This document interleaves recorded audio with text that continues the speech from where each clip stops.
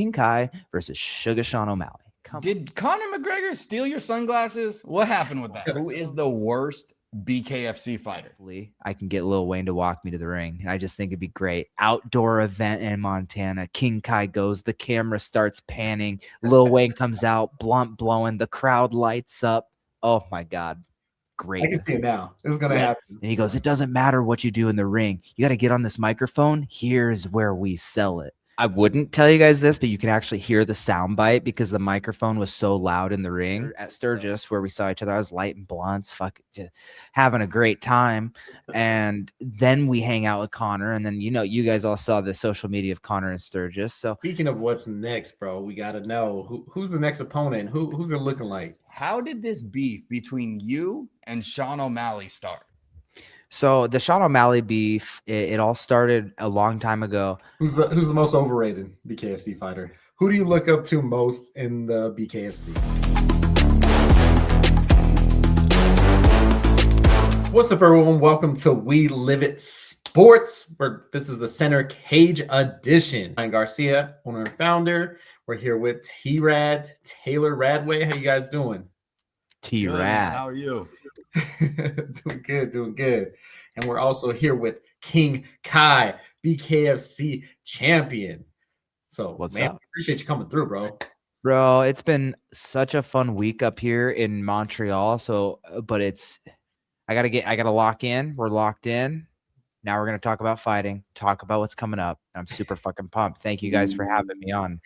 Absolutely, Kai. Thank you so much for jumping on, man. I know you are traveling right now, and that's actually leading me to my first question that I want to talk about. I heard you've been training up at Tristar in Canada. So how has that been, being able to go and train with some of the greats up there? Yeah. So first off, like my first training session, my first round to bust the jitters out was Ayman Zahabi, one of the top, I believe, sixth ranked bantamweight, and I think that he's trying to get a fight with we share a common enemy, I guess you could say that much. Trying to call for that fight. So, being alongside him, Monday, my first round is going to be Rob Font. And then Georges St-Pierre was in the gym grinding the same day. So it's like, it's all about the culture, and the culture up here is we all want to win. We all want to get better, and we want to be the best fighters in the world. And, it's hard to find such a saturation of people. So being here has been like a blessing in disguise. I'm kicking off my camp, gonna head home after this week, and then lock in for what's next. Speaking of what's next, bro, we got to know who's the next opponent. Who's it looking like? I think we've got to narrow down to 3. I do have a bout agreement, but there's just some wishy-washy stuff, and we got the number 1 ranked guy, Edgar Plazola. He's a dog. He's 7-0, I think, maybe 6-0.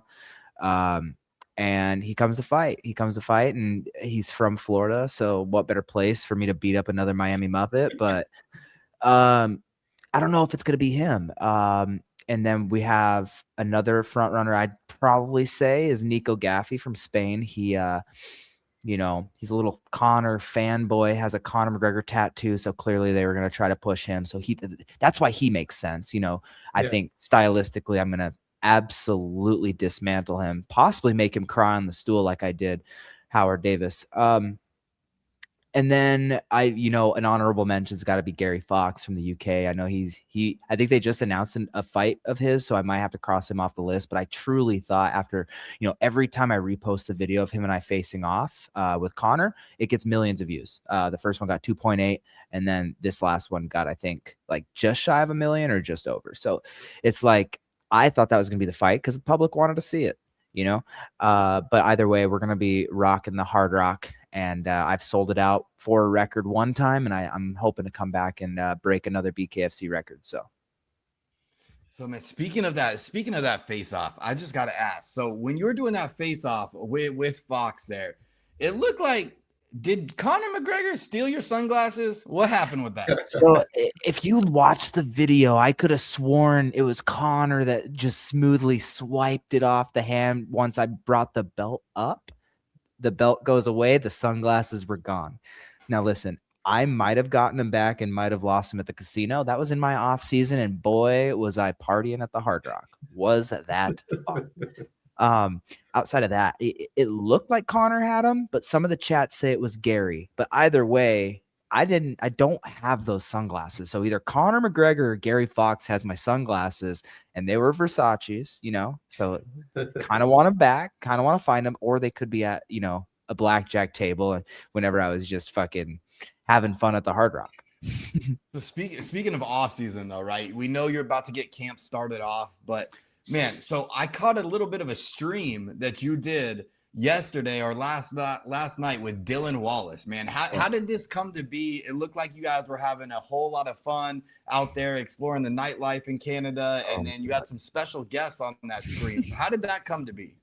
So my manager manages a pro wrestler, Hash the One. I kept accidentally calling him Nash, and I felt like such a dick, but it was so funny. It was still just so funny. And they're influencers. He's also a comedian, so I knew he'd understand it. So after the first 3 times of a true accident, I just kept it going. I kept saying Nash, Hash. Anyway, he manages him. Dylan Wallace brought Josh, the legitness guy. That's how he got kind of his following, and he's been doing really well. So, but yeah, I noticed that SG kid, I don't even know who it was, but a bunch of my friends, after I reposted Dylan Wallace's stream title, said, you have got to go. You have got to get on that. Like, that guy's huge. That guy's huge. And yeah, it was a fun night. We went out. I went out for a little bit. Obviously didn't drink, but it was great seeing these professional streamers do their job live and in person. Not only that, I got to be a part of it. I had a push-up contest with Dylan and the 2 little dudes. And, Josh is an animal.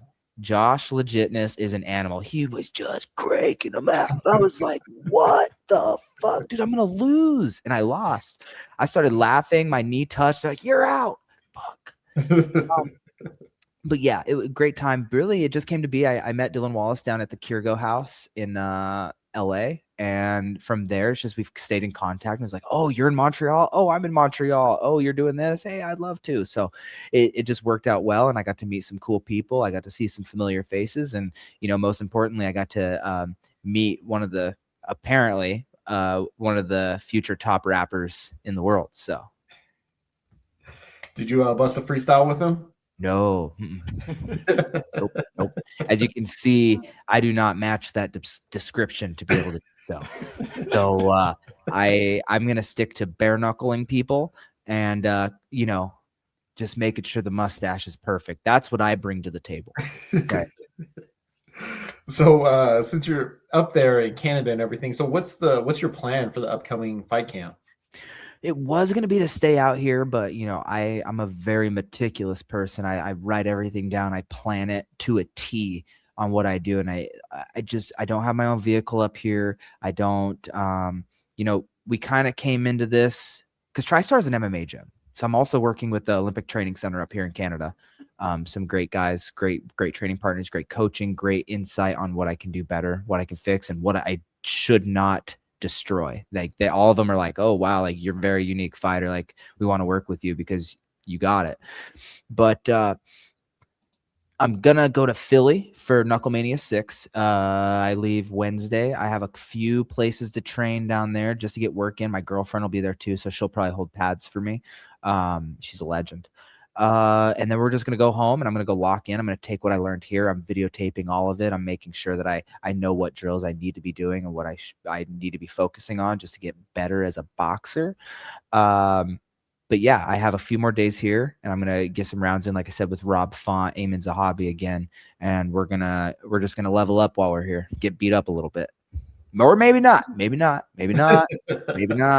But I got to give these legends credit, obviously. Yeah, so you mentioned how meticulous you were about everything, how much you plan, and your fight style is so unique, and you bring such a different style to these fighters, and I think that's a big part of the reason why really nobody in the BKFC can really figure you out. And you mentioned that you've been around Conor McGregor before, and he's such a big name, and obviously his involvement in BKFC. So I was just curious, man, out of all the time you spent around Conor McGregor, is there anything specific that you've learned from him or you've taken from your experience with Conor? Maybe it's about the business side, maybe it's about the fighting side, but what's kind of the biggest thing that you've taken from your interactions with Conor? I wouldn't tell you guys this, but you can actually hear the sound bite because the microphone was so loud in the ring. So it's public information. But, every time I've met Conor outside of the Dubai fight, has been a party situation for him and for me. So most of the time I would be drinking the whole fight, like at Sturgis where we saw each other. I was lighting blunts, just having a great time. And then we hang out with Conor, and then you guys all saw the social media of Conor and Sturgis. So there was no business, but it was just like, wow, this guy really just walks exactly how he talks. He cares about people, because whenever I talked to him, he would listen intently. He would respond. Like, he's a very intelligent guy, and I think he likes to learn from other people as well. But in Dubai, I was really pissed off. I really, truly, to my core, wanted to finish Tommy Stridham, but something happened to my hand. Nothing major, so I'm okay saying it. But something happened to my hand in the fight. I think I hit him on the top of the head, and I didn't put his lights out. And I straight up told Feldman and Conor, sorry, I didn't finish him. Like, I genuinely thought I was going to finish him. Like, I'm better than that. And he goes, it doesn't matter what you do in the ring. You got to get on this microphone. Here's where we sell it. So, that little line right there kind of took me for a loop. I was like, all right. And then I called for a second weight class, and I almost got the second weight class on 8 days notice, but that ended up not coming to fruition. But it was a big video, and that whenever I post me and Conor talking in the ring, it goes viral every time. So yeah, definitely just, no matter what the performance looked like, you can always resell what you want to sell once you get on the microphone, is probably what I take from him. That's awesome. He's one so, of the man, best. to get hyped up during training, everything like that, what's some songs on the playlist that get you hyped, that get you in that mode? Anything Lil Wayne, anything MGK, probably both rock and rap version of MGK. But we trickle in some Green Day, but Lil Wayne three-peat and blunt blowing is like a very repetitive track on my playlist. So yeah, I one day, hopefully, I can get Lil Wayne to walk me to the ring. I just think it'd be great. Outdoor event in Montana. King Kai goes, the camera starts panning. Lil Wayne comes out, blunt blowing. The crowd lights up. Oh my God. Great. I can see it now. It's going to happen, because we're going to make it happen with this interview right here. Dude, legend. Dude, I could just see it happening right now. And I think that's going to be a defining moment in my career whenever we can make that shit happen. Absolutely, man. Well, you've had so many defining moments already in your career, and your career's so young already. And so I want to talk about something that you mentioned a little bit. You mentioned that Zahabi and you have this common enemy, let's just say. So yeah. I'm really, really curious. How did this beef between you and Sean O'Malley start? So the Sean O'Malley beef, it all started a long time ago. It was during his come up. I commented on a story that he posted, and it was something about wrestlers or grapplers or this and that. And it's like, what about, and my reply was, what about the only wrestler you've ever fought, Miles Mazurkiewicz? And in his pro career up until Merab, he never fought a wrestler. And Miles Mazurkiewicz, his last, like Sean O'Malley's, I think, last amateur fight, just got the mat mopped with him. And that Miles Mazurkiewicz is a really good friend of mine. Like, we go play golf all the time. We coach wrestling together. He's coached me a little bit. So, like, very good friend of mine. And fast forward 2.5 or 3 years, and Sean O'Malley's at the interview after knocking out Aljamain Sterling. Hats off to him. I bet on him that fight, I want to add. And then my name gets mentioned as the first combat sports world champion from Montana's history. They told him, well, because they brought it up like, oh, Montana's having a great year. He had King Kai Stewart, the number one, and then he was the number two. And he goes, next question. That kid sucks. He's in my DMs talking shit. And I'm like, bro, that was 3 years ago. And I guess if I suck, we can just fight. So really, I just want to run with it. I got nothing against him. They're like him, even Tommy, who talks a lot of shit. It's like they're repping Montana in a very good way. But if I suck so bad, like we could just fight. And honestly, like, I prefer no gloves just because I think it's manlier. So he's kind of on a come down. He's going to need to figure something out. So like bare knuckle's the option. So on paper, he beats me in a stand-up fight. But let's go back to the Lil Wayne walking me out open stadium in Montana. Who could fill up Washington Grizz Stadium like 25, like I'm pretty sure 25,000 people? Who could fill that? King Kai versus Sugar Sean O'Malley. Come on now. Come on now. Man, take my money. Take my money for that one. So whatever. No, awesome. So we're going to hit you with a little bit of a rapid round. Okay. Ooh. So we're going to throw some questions at you, all centered around BKFC, where you are the world champion at. And so I'm going to start off with the first one. Who is the worst BKFC fighter? Oh my gosh. Because are you guys talking current on the roster? Current worst BKFC fighter. You know, there's a lot, but the name that just keeps popping to my fucking head is Brian Duran. Like, it's got to be Brian Duran. Like, come on now. He could sell tickets, but it just homie can't fight. Who's the most overrated BKFC fighter? Most over Mike Perry. Mike Perry is 100% the most overrated. Like, did he bring eyes of the sport? Absolutely. But a lot of the eyes that he brought, clown him for losing to the Disney kid. Can he take a punch? Is he tough? Yes. But is he good? Is he great? He's taking that type of damage that he takes every single fight, win, lose, or draw. Like, it's not a good fighter. Yeah, man, I was watching him do some interview work on Dirty Boxing last night, and you could definitely tell he's been in a lot of fights before. Well, and listen, I gave homie his flower. Like, I'm saying this now, but I gave homie his flowers for being a tough SOB and then beating Jeremy Stevens. I loved that fight. But once again, if you take that much damage, you're not like, that's not a good fighter.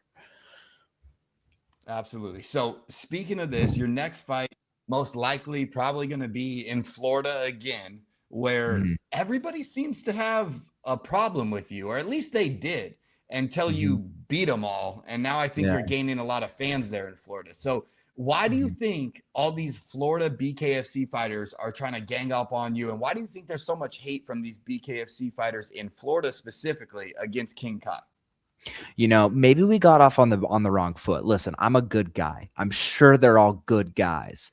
But whenever they have a skinny little white boy with a handlebar mustache sitting in front of their like Miami Muppet, Brian Duran, with face tats, big old butt, like, and I'm just talking mad shit, it rubs him the wrong way. I also said fuck Miami at the press conference. But listen, we got off on the wrong foot.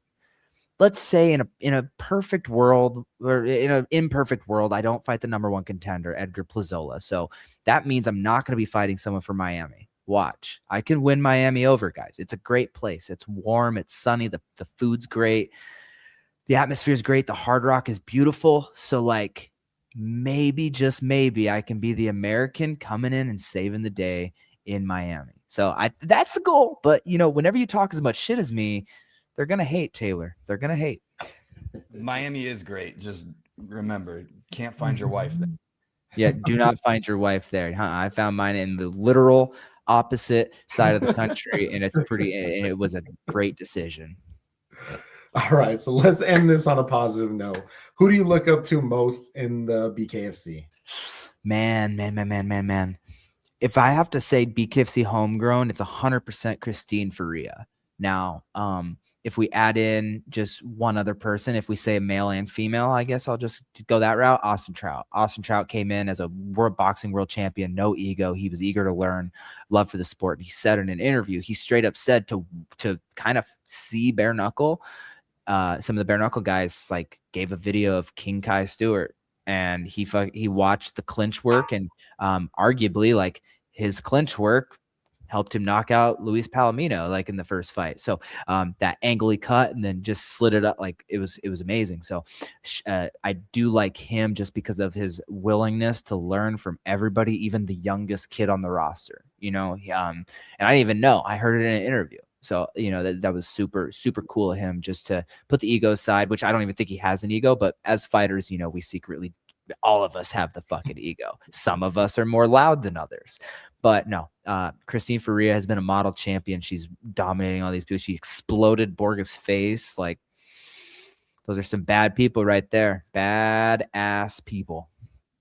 Just like you, bro. Just like you, King Kai. So we appreciate you coming on to We Live It Sports Center Cage Edition, man. Thank you so much for coming on. And tell everyone where they can check you out at. Yeah, most importantly, guys, King Kai 145 on twitch.tv. I just started streaming. Right now I'm streaming Arc Raiders, Goopy Goober myself, okay? But once the weather gets nicer, I'm going to be live streaming fishing, workouts, some camping, some hiking. So there's a lot of fun stuff going to go live on my Twitch, King Kai 145, pretty much all the way across the board. Facebook is just King Kai and Instagram is King Kai 145. So yeah, can't do it without the fans, guys. And hopefully, you know, I talked enough shit. The mustache looks good enough to earn that follow. It's been fun. It's been fun.